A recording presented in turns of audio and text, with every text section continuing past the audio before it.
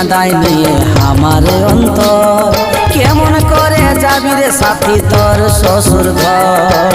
আজকেই তুই আনে দেন আমাকে জহর, কাল সকালে শুনবি আমার মরার খবর।